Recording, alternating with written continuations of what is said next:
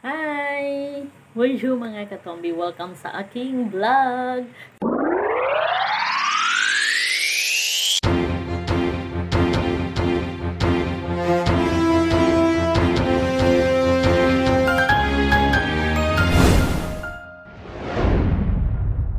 So, nagbabalik na naman ang inyong Tito Billy Boy. So, for today vlog po ay i-share ko lang ho sa inyo ulit ang pamumuhay ko dito sa bansang France. So, kung ikaw ay bago lang dito, ito ay mahalaga. Dapat malaman mo dito kung ano ba talaga ang totoo. Charot.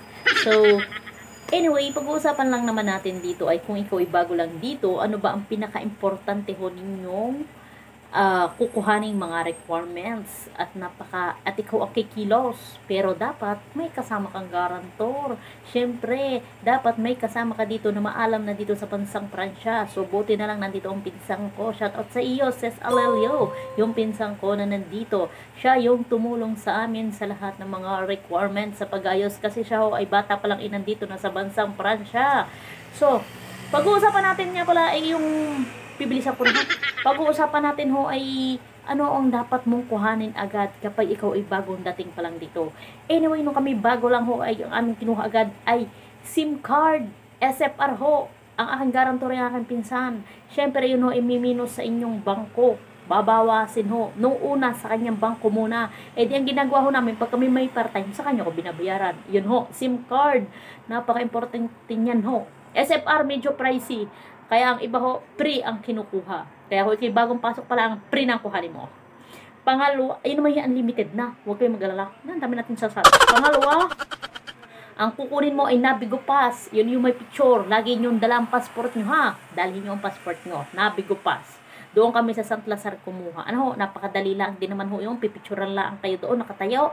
At kayo, basta gada pupuntahan ninyo, lagi kayo mag-bonjour! Kasi napaka-important yan ho yan dito sa France. Dahil yun ay respect nila. Respect natin sa kanila. Ganyan ho dito ang mga tao. Very respectable. Lahat ho, kahit hindi kayo kilala, lagi sasabihin, bonjour, bonjour. Kahit sa mga amo, napaka-importante ho yan. Pangatlo, ang inyong kukunin ay bangko. Yan ho ang inyong kukuhanin. Kahit wala kayong trabaho, okay lang hong kumuha ng trabaho. Okay lang hong kumuha ng bangko. Ang aming bangko ay Societe Generale. At syempre, ang kasama namin sa pagkuha ng time na yun ay ang aking tito. Syempre, kailangan ho ninyo ang bangko dahil doon ipinapasok ang pera, ang sahod ho na ninyo sa mga amo. Kapag kayo declare, doon kayo magpapasok ng pera. Pero pag sobrang laki ho, ng mga 2,000 euro, aba hindi ho pwedeng ipasok doon, hindi nyo ho mawi-withdraw iyon pag hindi ho kayo declare. Laging ang napasok sa inyong bangko ay declare kayo. Huwag ho kayo magpapasok ng pera sa bangko ninyo nang hindi declare. Pwede naman ho na kayo bermuhan ng bermuhan, pero maliliit lang ho, mga 200, 100, wag lang sobrang taas ho. Kasi napakahigpit ho dito sa France pagdating sa bangko. Ganyan ho sila kahigpit. Ano ho? So, ayun lang ho. Ay, pang-apat, kumuha din kayo ng EdMedical. Napaka-importante ho niyan. So, after 3 months, saka lang kayo makakapag-apply. Pag kayo naka 3 months stay dito sa France, saka lang kayo makakapag-apply ng EdMedical.